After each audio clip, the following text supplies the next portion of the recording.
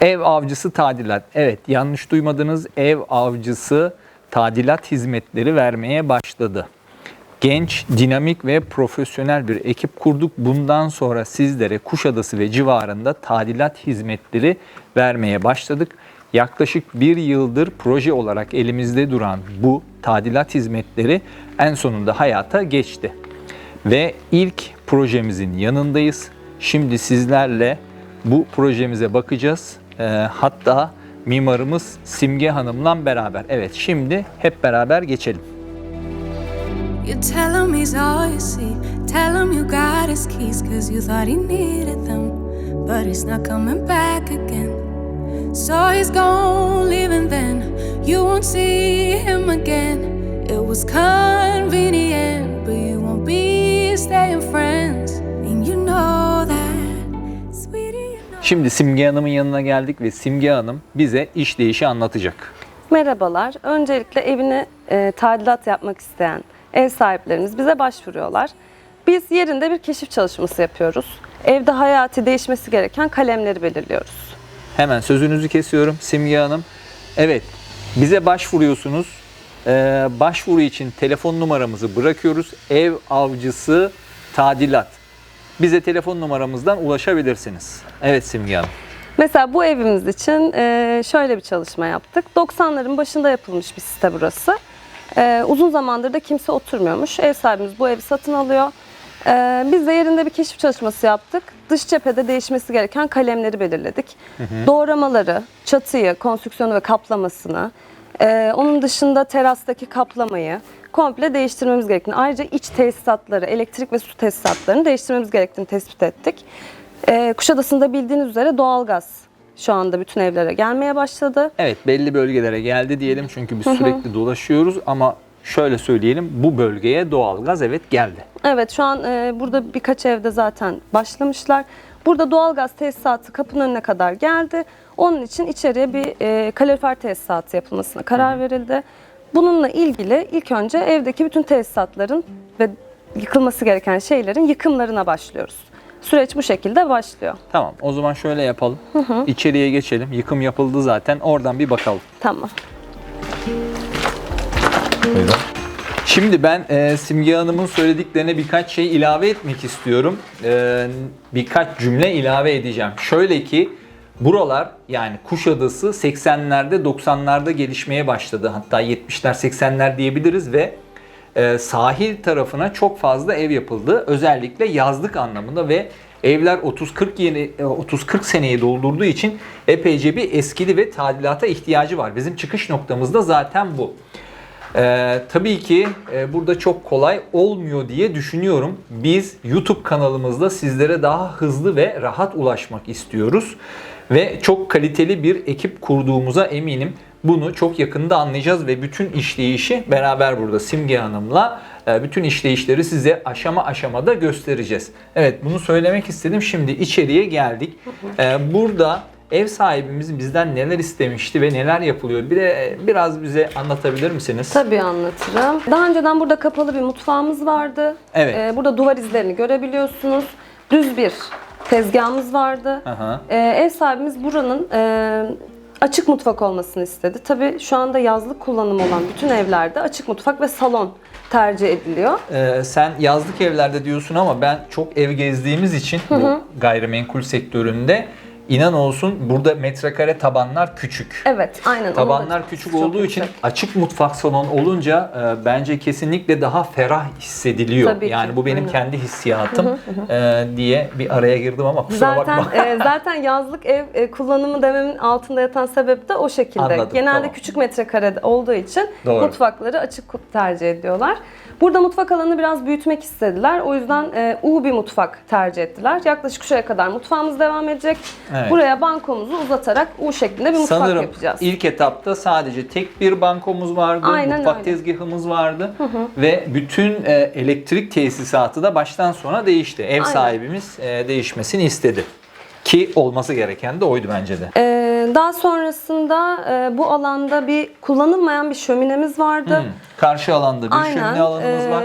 Ama efektif bir baca yapılmadığı için kullanılmıyordu. Evet. Biz de orayı kapatarak alana dahil etmiş olduk. Anladım. Oradan da bir küçük de olsa bir yer kazancımız oldu. Aynen, görsel olarak Evet. iptal etmiş olduk. Başka salonda neler yaptık, yapıyoruz?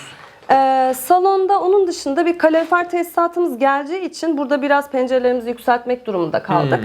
Yani alt duvarı biraz yükselttik. Orada Petek seviyelerine eşit hale getirdik. aynen o şekilde. Orada öyle bir değişikliğimiz oldu.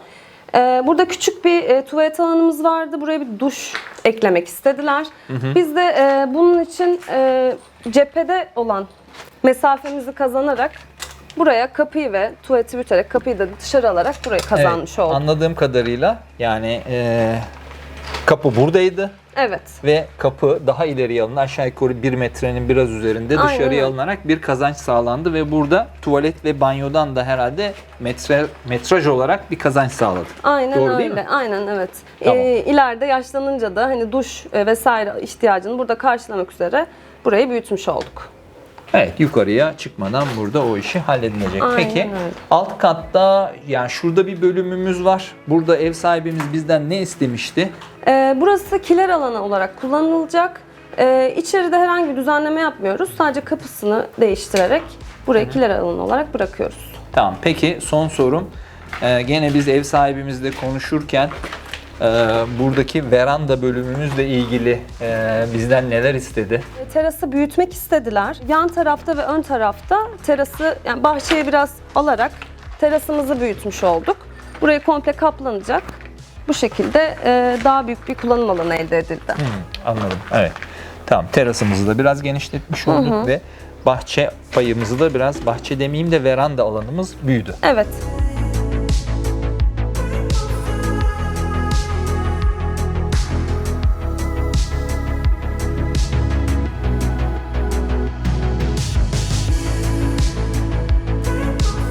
Lüks evleri geziyoruz. Lüks evlerden sonra bu inşaat alanı gerçekten hem dağınık hem yürümekte bile zorluk çekiyoruz.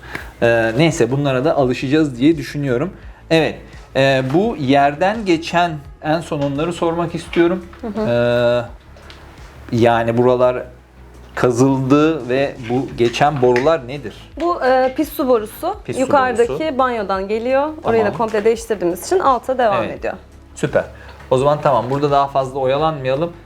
Üst katımıza bakalım ne gibi bir değişiklik istenmiş. Tamamdır. İstenmiş. Onlara hemen bakalım.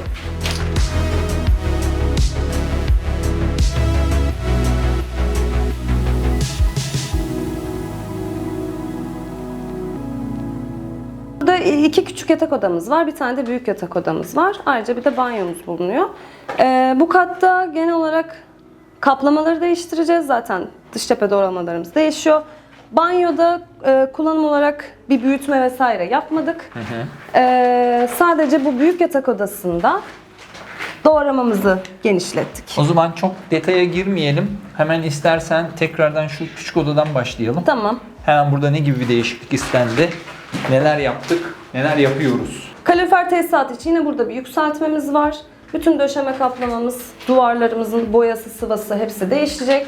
Ayrıca tavana bir sıva yapacağız. Burada çok ekstra bir Ekstra bir durum yok. yaptığımız bir şeyimiz Anlaşıldı. yok. Aynen. Evet, hemen ikinci odamıza geçelim o zaman. Aynı, Orayı anlatırsan seviniriz. aynı şekilde burası da zaten diğeriyle aynı büyüklükte bir oda. Evet.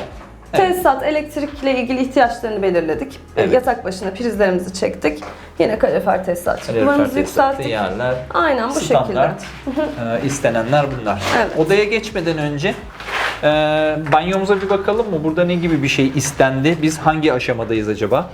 Burada gizli rezervuarlı bir klozetimiz var. Evet, onun altyapısı yapılmış. Burada görünüyor Aynen. zaten. Burada bir duş alanımız var. Zaten mevcutta da burası klozet ve duş alanıydı. Burada da bir Hilton lavabomuz gelecek. Bu Tamam. şekilde bir banyo. Zaten gelişen aşamaları herhalde izleyicilerimize göstereceğiz diye düşünüyorum. Ve burası ana yatak odası herhalde. Ana yatak odası. Tamam, ana yatak odasına bakalım. Burada ne gibi değişiklikler istendi? Biz hangi aşamadayız? Bu odada genel gördüğünüz tesisat çekildi. Yine duvarlar yükseltildi. Yerde yine kalorifer tesisat için gördüğümüz, açtığımız boşlukları görüyorsunuz. Burada asıl bu doğramamız biraz küçüktü. Yaklaşık buraya kadardı. Evet. Biz bunu kayan doğrama olarak buraya kadar açtık. Anladım. Normalde Bayağı kapılı. standart olarak şöyle bir kapı vardı Aynen, herhalde evet. sadece. Ama ne oldu? Biz burayı büyüttük. Aynen. Bunu ev sahibimiz mi istemişti? Bunu biz önerdik. Biz Daha önerme ferah olarak. olması açısından, daha aydınlık, daha ferah olması açısından biz önerdik. Kesinlikle bence güzel bir öneri olmuş. Evet. Bir katımız daha var. Evet. Son katımıza çıkalım. Bir de orada ne durumdayız oraya da bir bakalım. Benim en sevdiğim yer burası. Bir de merdivenden bahsedeceğiz sanırım. Allah'ım. Kafalara dikkat. Allah'tan baratimiz vardı. Kafamız zarar görmedi. Şimdi en üst kattayız. Aslında en çok işlemin yapıldığı yer Evet. ve Simge'nin en sevdiği yer. Aynen. Değil mi? En keyifli alanımız bence bu evde burası oldu. Evet, burada neler yapıldı? Burada öncelikle 2 tane büyük odamız var. Bir odamız balkon içeri katılarak büyütüldü. Hemen bakalım. Hemen bakalım. Hemen bakalım. Yani bu aslında buranın en çok havasını değiştiren şey çatının eğimini yükseltmek oldu. Evet. Şurada eski çatının bittiği noktayı görebilirsiniz. Yani ben izleyicilerimize hep şey yapıyorum Simge. Hani ben 1.88 boylarında işte ayakkabılarla 1.90 olduğumu söylersem ben burada eğilerek dolaşmam gerekiyordu. Evet. Eski durumda.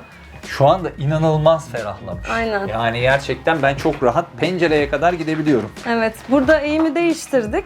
Evet. Çatımız zaten komple yenilendi. Bir de buraya kocaman bir pencere açtık.